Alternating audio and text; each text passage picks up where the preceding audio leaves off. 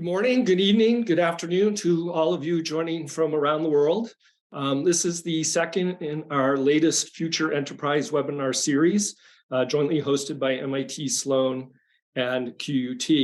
My name is Stu Crusell. I'm Senior Director with MIT Sloan Global Programs, also a Senior Lecturer in Global Economic Management. And today I'm very honored to be serving as your host and moderator for this Entrepreneurial Enterprise webinar.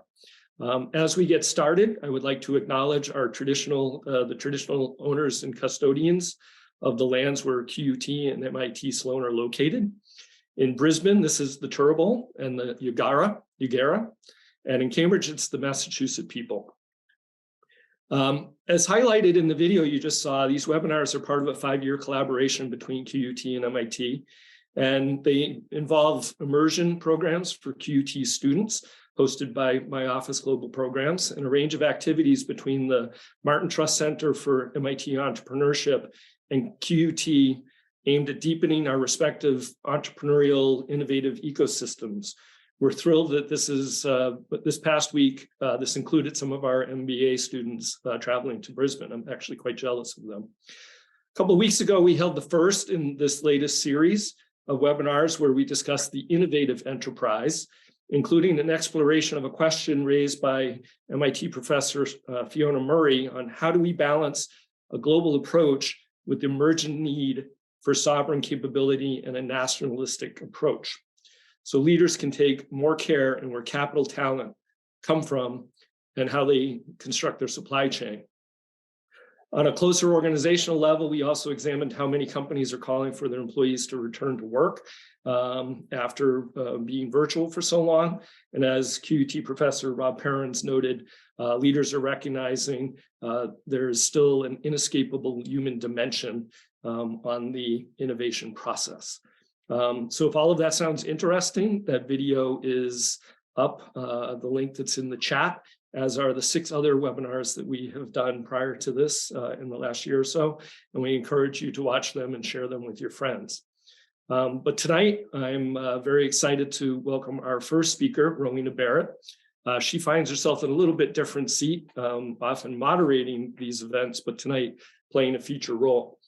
As QUT's Pro-Vice Chancellor for Entrepreneurship, Rowena leads a team who empower individuals to realize entrepreneurial opportunities and create value for others through events, programs, and mentoring.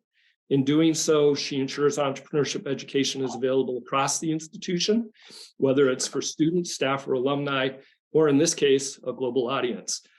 She has a range of degrees, taught briefly secondary school, and has worked in higher education in both Australia and the UK. She has a sizable research portfolio that is aimed at creating educational content to help others see possibilities, learn about themselves, understand business and management concepts and theories, and most importantly, put it into practice. So Rowena, please kick us off. Look, thank you, Stu. Thank you for that introduction, and hello to everyone who's joining us this morning here in Brisbane for this webinar. As Stu said, it's an unusual pleasure for me to be in a different seat for this webinar. I'm usually the moderator and listening, not speaking and prompting questions. And can I encourage you to put those questions in the Q&A?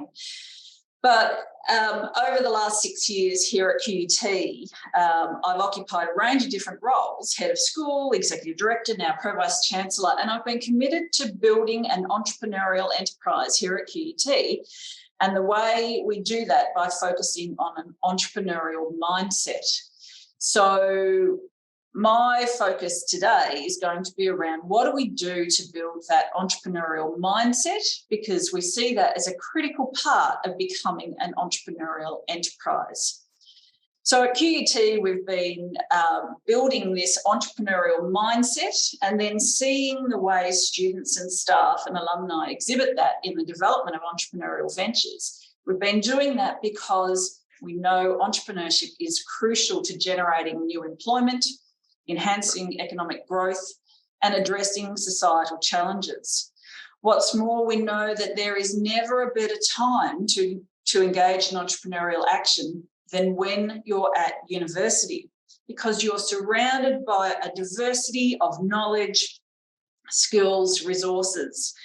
And at university, while you might be studying for your degree, well, you're definitely studying for your degree, you also have time to learn and to act.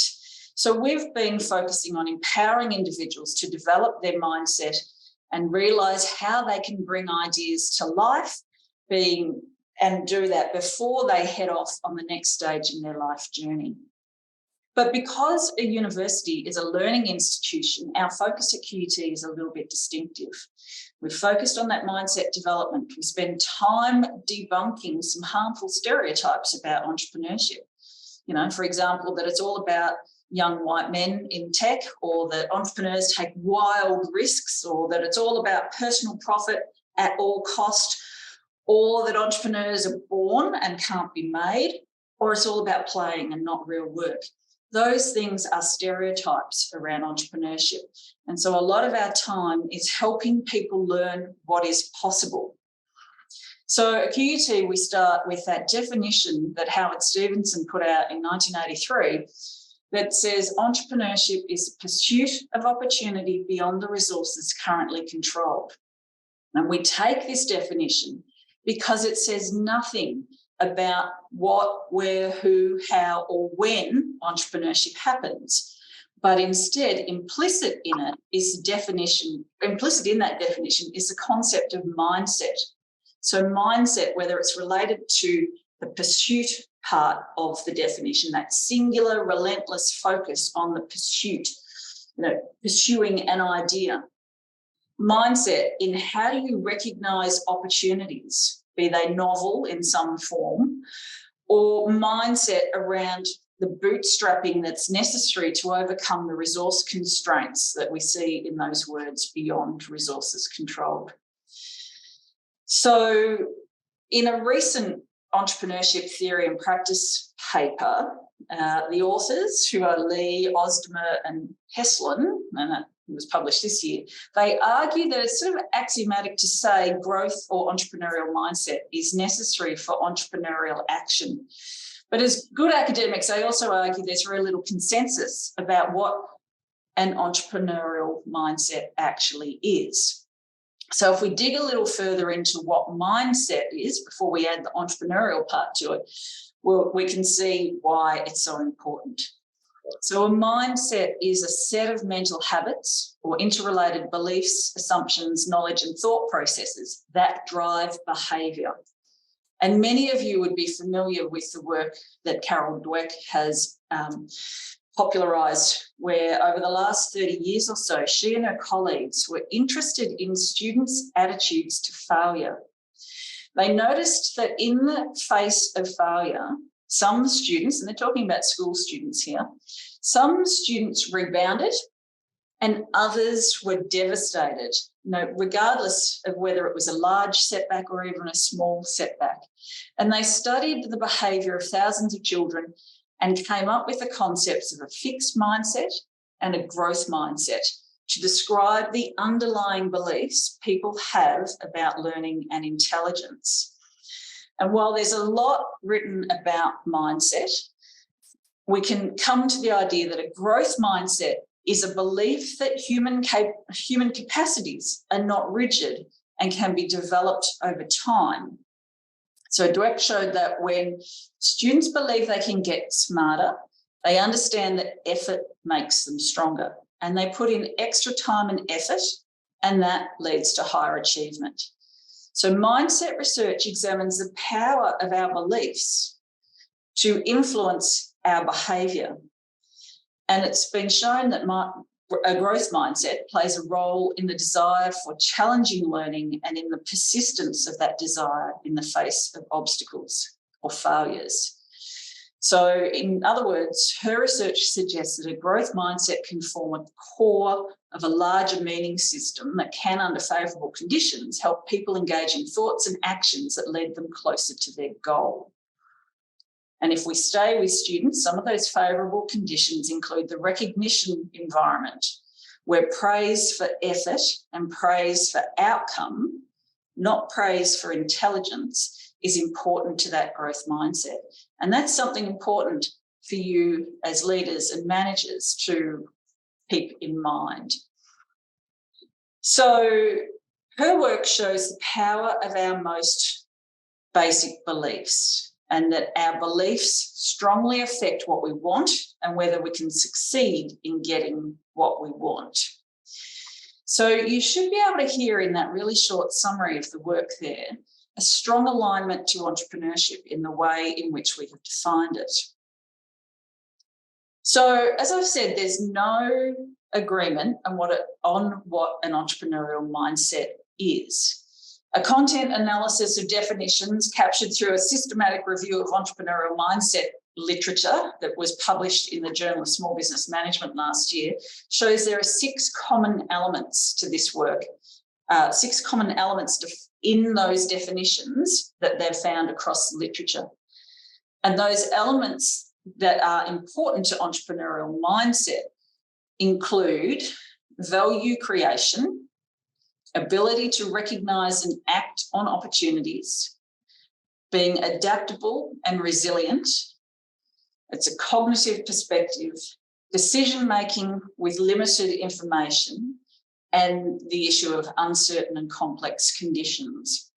So with that research, those authors were able to pull together a definition of entrepreneurial mindset to be a cognitive perspective that enables an individual to create value by recognising and acting on opportunities, making decisions with limited information, and remaining adaptable and resilient in conditions that are uncertain and complex. Create value, recognise opportunities, act on opportunities, make decisions with limited information, remain adaptable and resilient, and then work in conditions that are uncertain and complex. So you can see this aligns really closely with the Howard Stevenson definition of entrepreneurship. And it resonates with us because this conception of mindset says nothing about building a business. It says nothing about making a profit. It says nothing about needing to use technology to build a business to make profit. But of course, it also doesn't say that you can't do all those things. So if I say it again, an entrepreneurial mindset is a way of thinking that enables an individual to create value by recognising and acting on opportunities, making decisions with limited information, and remaining adaptable and resilient in conditions that are uncertain and complex. So what does that mean? For those who have an entrepreneurial mindset, or those in which we're trying to develop entrepreneurial mindset, we want them to believe in their ability to succeed and influence their own outcomes. So we want to empower them to take ownership of their life. Those with an entrepreneurial mindset tend to have compelling goals that keep them future-focused and intrinsically motivated. They're self-directed, action-oriented, highly engaged. They have an optimistic interpretation of adverse events, see problems as potential opportunities. They become resilient, resourceful, and solution-oriented, even when the conditions don't seem to be all that conducive. The conditions might be highly uncertain or very resource constrained. They're lifelong knowledge seekers, and they cultivate a mind. They cultivate curiosity, creativity, and critical thinking. And they display a high level of reliability, understanding that following through, pursuing simple solutions can lead to unforeseen opportunities. So they're about looking to others and the value you can create for others by solving problems for others. And they surround themselves with an intentional community of positive influence and critical guidance. So it's important to note when we take all this, you know, the press talks about successful entrepreneurs as sometimes really exceptional individuals, a rare breed who have been born with unique hereditary traits, and that is total garbage. That's a technical academic term. Similarly, there are some who argue that entrepreneurship can't be taught. And as Bill and I both agree, of course you can. Of course you can. But it's also important to create that environment in which an entrepreneurial mindset can be developed. And that's what we do at QUT.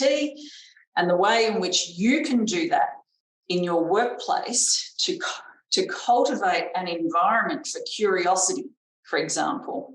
It's about helping others understand the bigger world, to help them to look to the future and explore multiple perspectives. So people can be curious about big things. How might we grow crops on Mars? Or curious about small things, what will stop the socks from sticking together in the dryer? They might ask about the underlying reasons, those why questions, or they might ask about the what if questions. They could be curious about a situation. We do this thing here, but what if we did it there? What would happen if we did it there?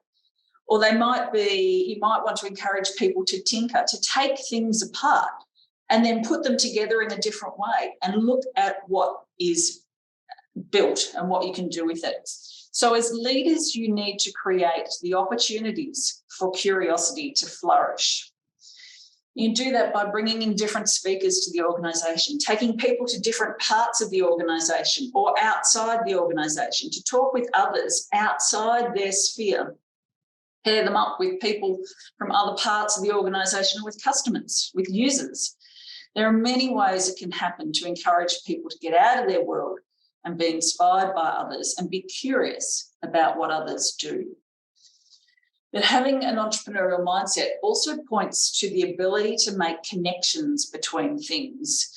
And you might do that by encouraging people to get out of their box, or as our colleague Michael Roseman talks about, get a bigger box.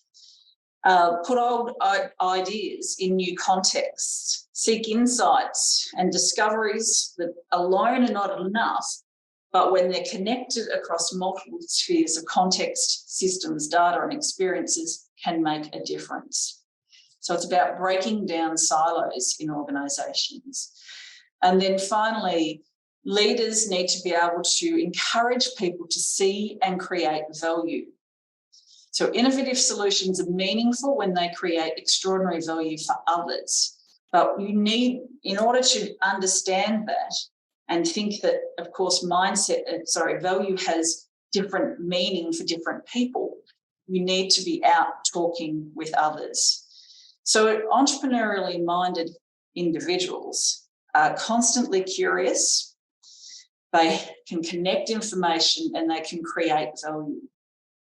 So your role as a leader is to cultivate this, to develop an entrepreneurial enterprise, to encourage curiosity, enable connections and create value for others. It's about finding time and space for that inquiry. It's about supporting new learning and experiences. It's about giving people discretion and autonomy in their work and rewarding meaningful effort, not just effort, but meaningful effort, and bringing down organisational boundaries and introducing fluidity into the organisation to encourage cooperation and collaboration. By developing that entrepreneurial mindset, the benefit will be fostering individuals' engagement in entrepreneurial behaviour and getting them to do so sooner than they might otherwise. So with that, Stu, I'm going to leave it there and hand over to Bill and see what he's got to say. Thank you. Great. Thank you so much, Rowena, for framing and getting us in the proper mindset for the rest of this discussion. Now I'd like to introduce Bill Aulet, who's the Managing Director of the Martin Trust Center for MIT Entrepreneurship and a Professor of Practice at the MIT Sloan School of Management. On the personal note, he's also a great colleague to have on campus because he keeps it an interesting and exciting place. It is no understatement to say that Bill is changing the way that entrepreneurship is understood, taught, and practiced around the world, in part through his first book, Disciplined Entrepreneurship, which has been translated into an amazing over 18 languages at this point. Bill captures the true spirit of MIT, motto of Mens Humanus, mind and hand, because he's an award-winning educator, but he's also a leader with the foundation of a 25-year successful business experience, first at IBM and then as a 3-time serial entrepreneur. He has raised over $100 million and more importantly has created hundreds of millions of dollars for shareholders, shareholder values for the companies that he has helped create. He was named the 2021 United States Association for Small Business Entrepreneur Educator of the Year. And his award-winning spirit is also reflected in his passion for basketball, from his early days in upstate New York to playing for Harvard, no comment, right up to today when where he plays successfully in tournaments for, shall we say, experienced players. Bill, take it away. First of all, thanks, Stu. It's a pleasure to be here. And you and David do such a great job in global programs, not just for us at MIT, but I think around the world. And my only regret here is that you didn't let me go first. Now, how do I follow what Rowena said? I mean, that's. I remember they said to Chuck, they said to George Thorogood, "Why don't you write any of your own songs?" And he said, "Because Chuck Berry's already written all the great ones." And I feel like Rowena Barrett just wrote the great ones here. We agree on so much, and I'm going to just try to cover a few points and not repeat everything she said, because that would be easy. But it's also great to see the colleague Scott Stern out here. We believe very much, as you said, in the mens humanis, the theory, practice, and tactics. And we've really enjoyed working with QUT over the past 3+ years and developing new materials in that. And we love having your students here, and we love having our students over there right now. We have one of our entrepreneurs in residence, Ben Soltoff, working on climate tech right there now. But anyway, let me just give you my points quickly, and I know we're going to be pressed for time, and I know we want to get to questions here. Stu, when would you like me to wrap up, just so I can target? About 10 minutes, 10, 12 minutes. Okay. So okay. 6:35 our time, because I just took pages of notes from what Rowena said, but I'm going to just try to summarize it in 3 key points. I mean, first of all, let me just say Rowena's point that we could not agree more on is entrepreneurship is much, much bigger than just startups. Entrepreneurs need to exist throughout our society, not just in venture-backed startups. They need to exist in government. They need to exist in big corporations. They need to exist in nonprofits. They need to exist in academic institutions. We need entrepreneurs everywhere. And that's really going to be kind of one of the points I make here. So let me just, talk about 3 points. The first one is, Rowena mentioned, I really want to emphasize this point, is everyone is an entrepreneur, is born an entrepreneur, and somehow the system can take it out of us. But the system can also teach us how to be a better and better entrepreneur. Human beings, how do we know that everyone's an entrepreneur? Because if we weren't entrepreneurs, we wouldn't have continued to exist. If you go back to the beginning of time, men existed by making things, trading things, providing services to other people. Of course, they were entrepreneurial. Let me just adjust this. So what happened to us? Well, I guess what happened is that we stopped believing. And I'm going to go back to the first C that Rowena talked about, confidence. But I want to start off with the confidence that everyone is an entrepreneur. It's not some sort of magical person, some genetic makeup. Everyone is an entrepreneur, and we can bring that out of them, and we can make them better. We have lots of research to show that. We have lots of data to prove that out of our programs. The second point I want to make is entrepreneurship is needed now more than ever. And not only was it needed now more than ever, it will be needed tomorrow and the day after even more than it is today. The need for entrepreneurship is going to continue to grow. And why am I so sure about that? Because the very nature of entrepreneurship is fundamentally different than what we've been taught in schools of management since the Industrial Revolution. What you're taught in management is how to optimize systems, how to make them more predictable, how to de-risk them. And these very techniques that we've been taught, how to take existing organizations and apply Six Sigma, apply financial leverage, apply supply chain optimization, all these other techniques to get predictable results. It's all about existing organizations. And if you think about those very techniques of atomizing work, division of talent. This creates a more fragile system. It creates a more fragile system. Those are the systems that when they got hit by COVID, they broke. And that's the very nature of what management does. It assumes that the inputs are going to stay the same for the most part. That assumption is great in some situations, and management is very, very valuable.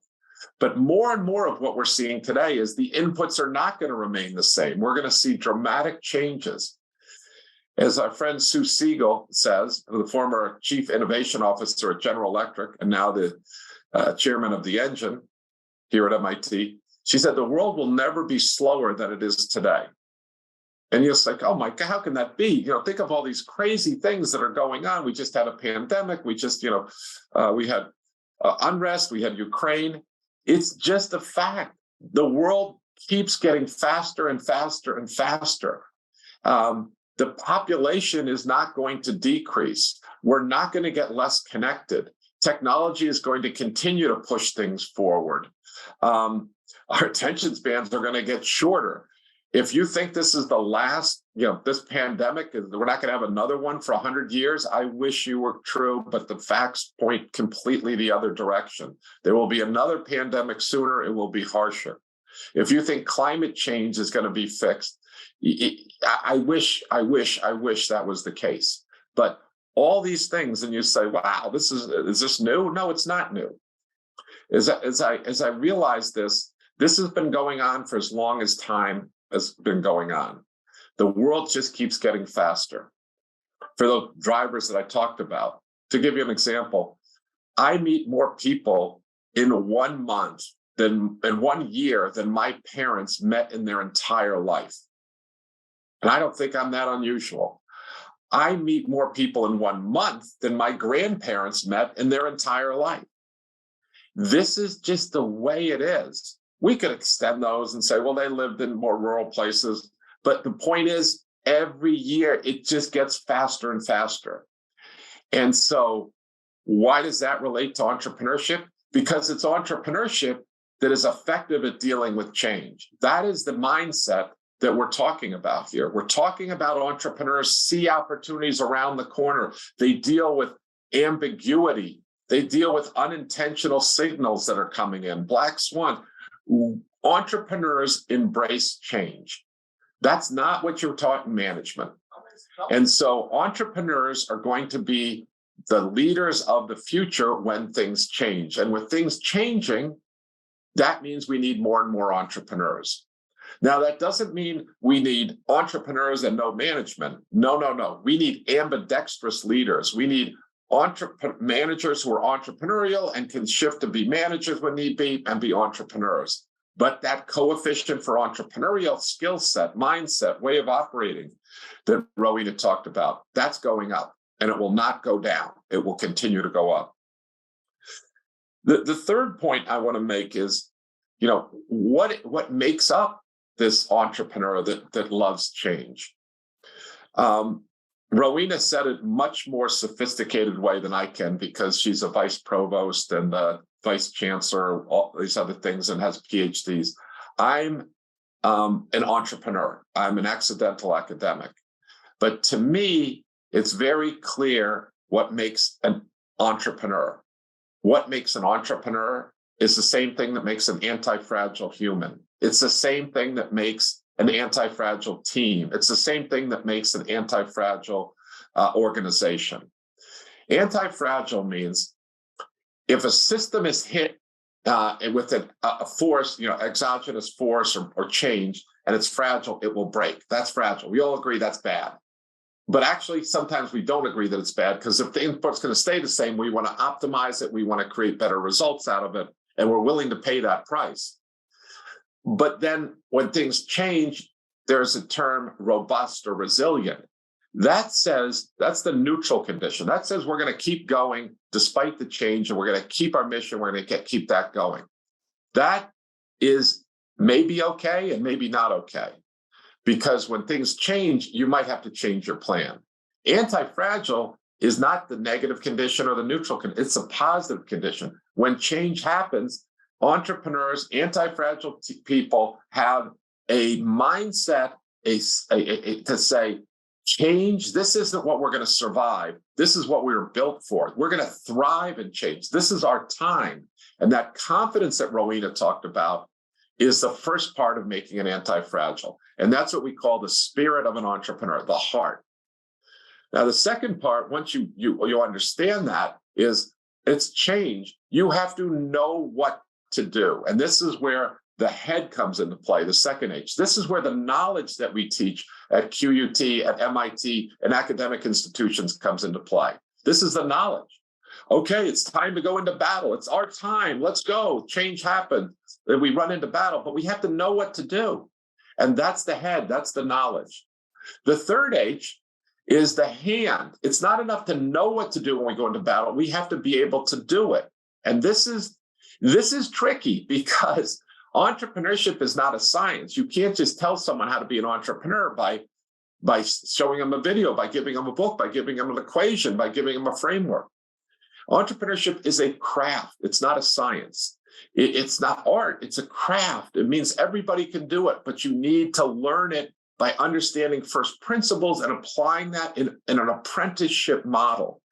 And this is what QUT and MIT are so good at. We're not overly theoretical. We have the theory, but we have the practice and we have the tactics. And that's how we convert knowledge in the head into the hand, the capability to get it done. And then those are the first three H's. The third H, the fourth H, is what Rowena talked about. Entrepreneurship, she said, is the pursuit of opportunities with resources beyond your control. This is not what I was taught when I joined IBM. They're like, control it, because if you control it, you can manage the risk. You can optimize the system more to get better results. But that's not in a changing world. You have to be testing different things out very, very quickly. And to test those very quickly, I can't go acquire the resources every time I need it. If I think something's, we have this hypothesis that we think could be true, I need to assemble resources very rapidly and then test that hypothesis and then move forward after I test that hypothesis with the new knowledge that I gained from testing that hypothesis. And to do that, I need to have quick access to resources in the community. And so building a community, the fourth H is home. This is how we get resources beyond our control very rapidly at very low cost and very, very quickly because we don't have to pay to them to get them up to speed. And so anti-fragility to me is the heart of the confidence that Rowena talked about, to go into this battle and say, yes, we can win this, and this is our time. We're not just going to survive here. This isn't being resilient. This is thriving right now. This happened. It's our time. We got to fix this up. That window closed there. Another window's open. There's opportunities. Let's get on it. But the heart isn't enough. You got to know what to do and have the ability to do it. That's the head and the hand. And then you have to be able to marshal the resources very quickly to do it. And that's the home. And this is what we work together on so closely, is how do we do that? And this is not a phenomenon that is Silicon Valley. This is not a phenomenon that is at MIT only. This is a mindset, skill set, and way of operating that's going to be needed universally for the challenges we have, and not just in startups across the world. If we're going to address climate change, if we're going to address, healthcare, if we're going to address, education, we cannot just have startups doing that. We have to have large organizations who have infrastructure, balance sheets, other assets, and global presence to be able to address these major challenges. So I have now exceeded my time.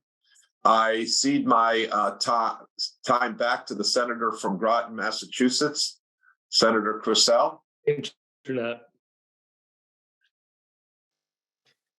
Thank you, Bill. Sorry, I had a little tech glitch on that side.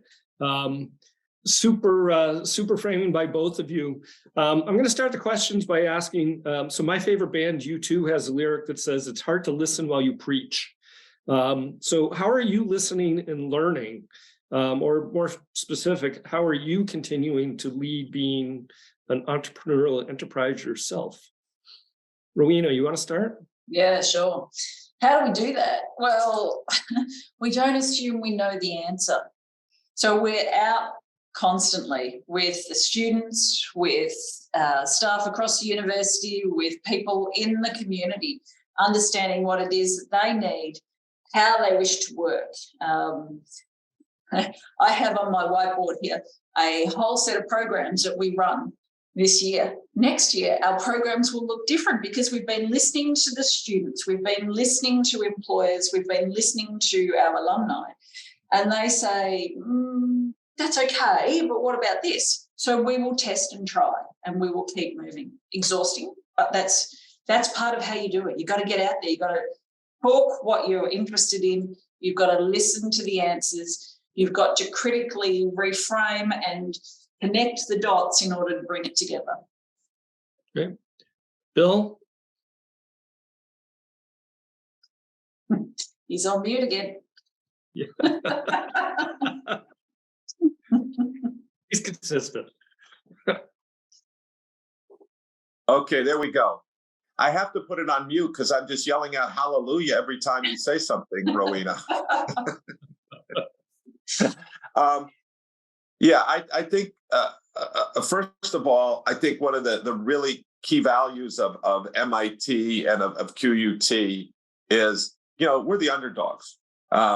We're not the 1%, we're the underdogs, and you have to be humble, hardworking, and hungry. And that's what we say all the time. You got to do that. And the other thing we say is, no matter what you do, success always has an expiration date on it. It always has an expiration date on it. And you have to keep looking what's going to happen. And someone told me this, and I thought it was a great line. There was the author of the History of the Roman Empire said, 3 generations of success is a sure sign of imminent failure. And so you have to be paranoid here. And that was a long time ago. Everything's sped up. So it could be 3 days of success, could be the imminent failure. But we tell our students, that the day you stop doing primary market research, the day you stop talking to your customers is the day you die. And one of my favorite singers, Bob Dylan, said, if you're not being born, you're dying. And so you always have to keep being born. And a colleague of ours in Alberto, who runs the Cube, he always reminds me, he said, Bill, we're always in beta. We're always in beta. And you have to keep that Bob Dylan, song in your mind. If you're not being born, you're in the process of dying. We should probably stop this rock and roll stuff and get into some hip hop lyrics. Yeah, hella good. That's the 6th H, I think. Let's get some Biggie Smalls in this. You both have talked about the student experience, and I know you talk to alumni and do outreach. What are you hearing from your students about them trying to bring the entrepreneurial lessons that they learn, at QUT and MIT into the new corporate environment after they graduate? Are they able to be translating it in? Are they meeting resistance? Are they having to be overly anti-fragile or have mindset, to use your terminology? I think, that issue about mindset, what organization doesn't want people to think? Actually, I'm sure there are a number of them out there in the world. What organization wants people to be robotic and just do? So it's a little, there is time in the moment to be able to place this. But, we argue with our students that what we do, they're studying for their degree. Many of them are going out to be the lawyer, the nurse, the teacher, the this, the that. But we argue that what entrepreneurial thinking and an entrepreneurial mindset does is literally amplify what they can do. It gives them that capacity to ask questions, to look, learn, think about what they're doing and how it may make a difference. In this environment, I'd be clearly struck dumb if organisations are not seeking that.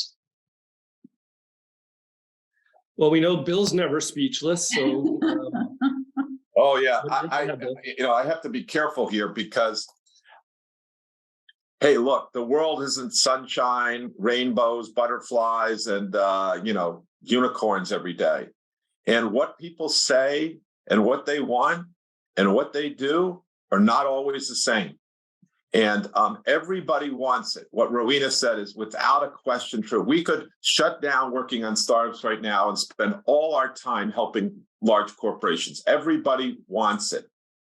But it's a really, really hard problem to solve. It is an incredibly hard problem to solve because the incentives around the system are dictating behavior to dampen down innovative behavior. Let me give you an example. Innovation is not a straight line. It goes up, it goes down, it goes like this. But if I'm running a public company, they want predictable results like this every year. And if your results go up and go down, that's not okay with it.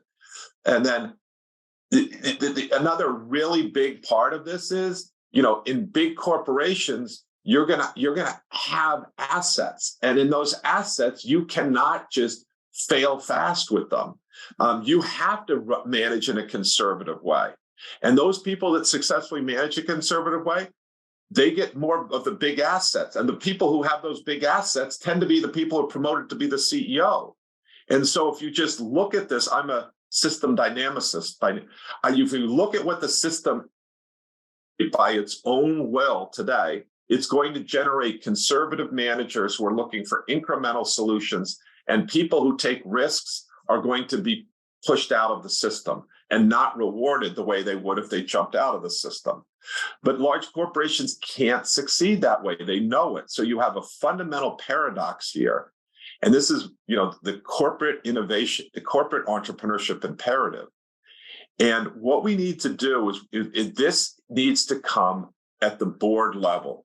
We need to have boards understand this is not, you cannot claim to be succeeding by doing corporate entrepreneurship theater. That's just not going to cut it. That is not going to cut it. It might cut it for a little while. But on the other hand, we don't have clear ways to accounting system to measure innovation.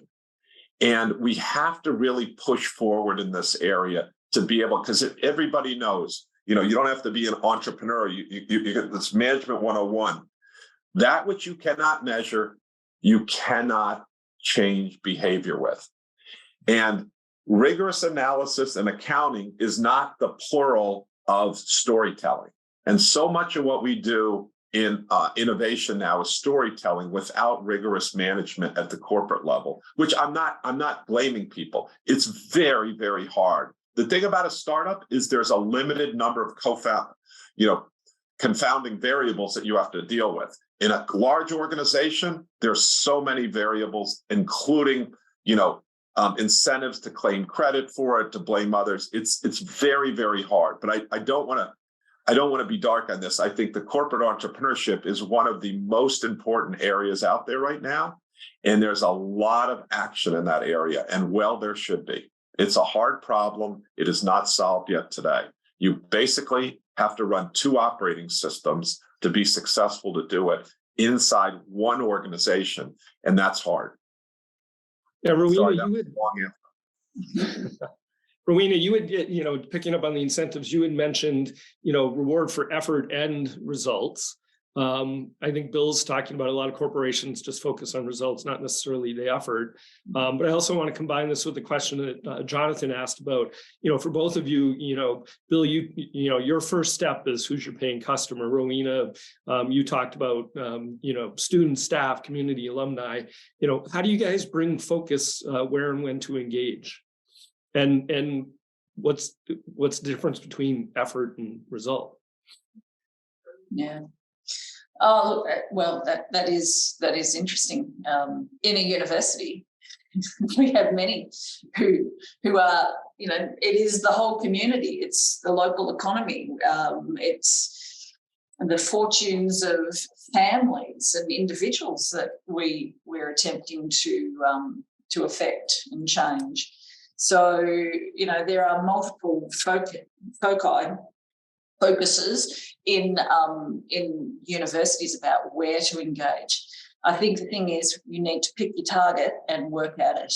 And then you need to, have that, this is what we're doing, this is how we want to do it, this is who it affects, and then we go after that. It's not trying to scatter it widely and like, well, we're going to do this and this and this and this and this, and we're going to, because if you stretch your efforts, you can't do it effectively. Right. So earlier in the chat, people were talking about, you both had mentioned social responsibility, and there's a question about is responsibility to your business, or is there social responsibility?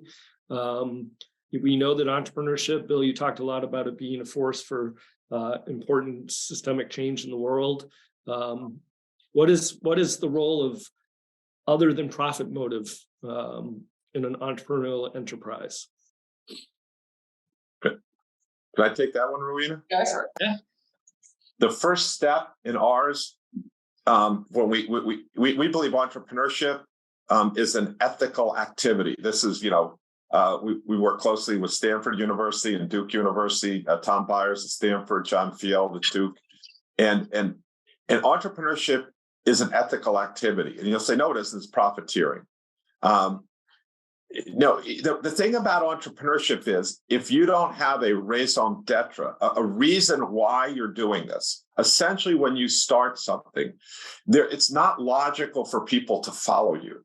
Like you have to have a greater mission. And if you don't have a greater mission, people are not going to follow you. And if your mission is we're going to make money, there's never been a startup that just goes like this, up and to the right, straight up. No, they go up, they go down, they go up, they go down. Now, so if that's the case, let's do a systems analysis of this.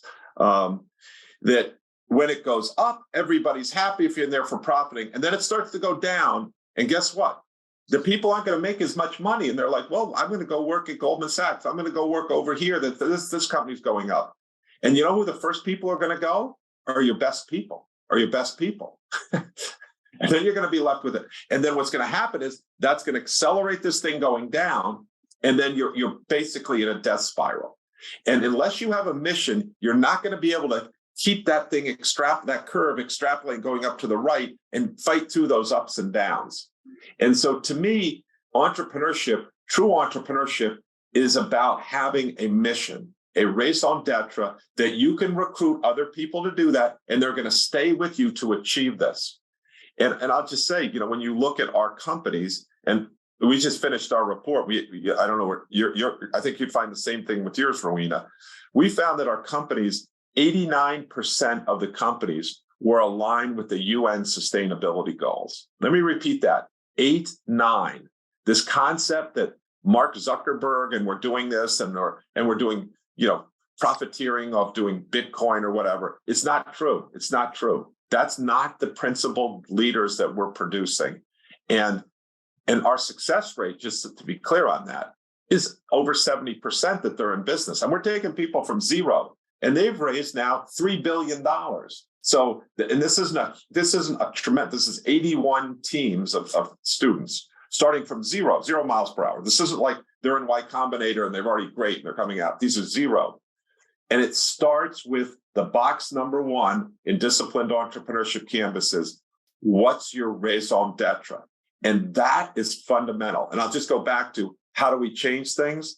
You say, focus on outputs. No, you don't focus on outputs. First, you start with what's your clarity of your mission? What's your clarity of your values? And then what's the process we're going to have to achieve that?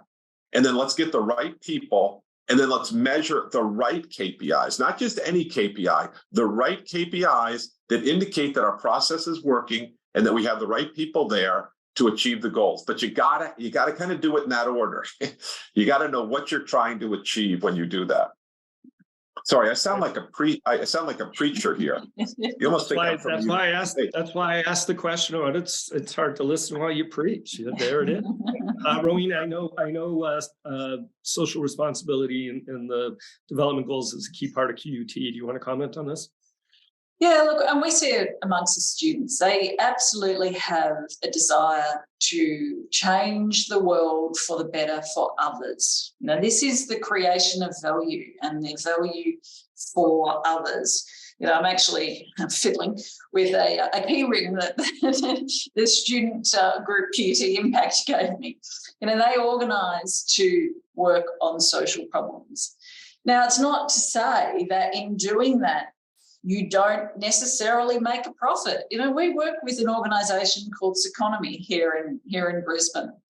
Yaz takes what is considered to be waste out of organisations, which is literally repurposed, remanufactured, remade, and puts that back in a different and usable form into the economy. So one, we're saving thousands of tonnes of problematic waste, and two, she's making a profit that can be reinvested into the community. She employs what she terms differently abled humans in the business and gives them meaningful work and a role in the economy as well as society. So, these things are not mutually exclusive, but it goes to the point about what is the purpose that you're creating, who is the value for, and then how do you go about delivering that? Fantastic. Well, I'm sure we could continue this conversation for hours, if not days. But I want to give you each like 1 minute, which of course means Bill's going to take 2, to wrap up. Any final thoughts that we can all say?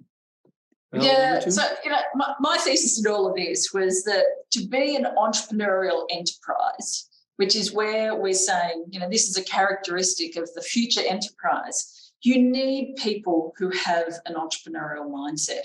You need people who are curious, who can connect the dots, who think about the value that they're creating. But you also need to create the environment for that to happen. So it's not enough to say, we want curious people, and then you don't recognise that, or you sit them down at a desk and it's business as usual, day in, day out, with no time to think. So you need to create the environment in which an entrepreneurial mindset can flourish. So that's my piece. We want people with that mindset, but you need to have the conditions to enable that to happen. Great. Bill, take us home. I guess my closing thoughts are, we need entrepreneurs pervasively throughout society, but we need anti-fragile individuals. But anti-fragile individuals does not make an anti-fragile team, which does not make an anti-fragile organization, which does not make it. We have to have anti-fragility built in at all levels. And to do that, we have to systematically look at companies and understand that there are actually different types of innovation. There are different types of entrepreneurs. And I mentioned this before, that we have to create and segment them to have a certain type of innovation, disruptive, that's running one operating system over here in this group that's coming for the next big thing. But in the main business, the legacy business, we're running a different type of operating system to keep that business going and optimizing that. And that has more management, that has incremental innovation. And that's a different thing. And that's a big part of it. But if we think it's one flavor fits all entrepreneurship, innovation, it's not going to work. And that's where, one CEO came in and said, you have to teach my employees to be more entrepreneurial. And I said, what do you mean? And they said, I want them to learn how, like you, to fail fast. And I said, no, you don't. You don't want them to fail fast. If you're managing this enormous oil reservoir, you don't want them to fail fast. You want those people to have incremental innovation. Over here, they could be failing fast to come up with the next big thing, but you've got to firewall these two things away from each other and allow different types of behavior. It's not one shoe fits all. And I know you agree with that, Rowena. We've had that discussion, but I just wanted to leave that with everybody as we're thinking about, innovation and entrepreneurship in an enterprise. Well, that's a great finish, and both of you did a nice segue for the last of this series, which is going to be the sustainable enterprise. It's going to feature QUT's Professor Saga Mundry and MIT Sloan's Roberto Rigobon. We're actually really excited. This is going to be live and in person with both speakers. And it's going to be held at the QUT Gardens Point on November 30th, starting at 8 a.m. And it will be broadcast on Zoom starting November 29th at 5 o'clock in the evening, Boston time. Details are going to be in the chat.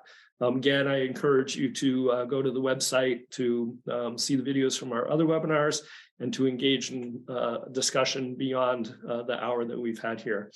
Rowena and Bill, I have the pleasure of working with both of you quite a bit over the past couple of years, but it did not make this conversation any less enjoyable. You're just fantastic colleagues. You're doing so much for our respective schools and for the world in helping people think about how they engage and prepare for the future. So thank you for that, and thank you for this evening. And thank you all for joining us. Have a good day or night, wherever you might be. Thanks, everybody.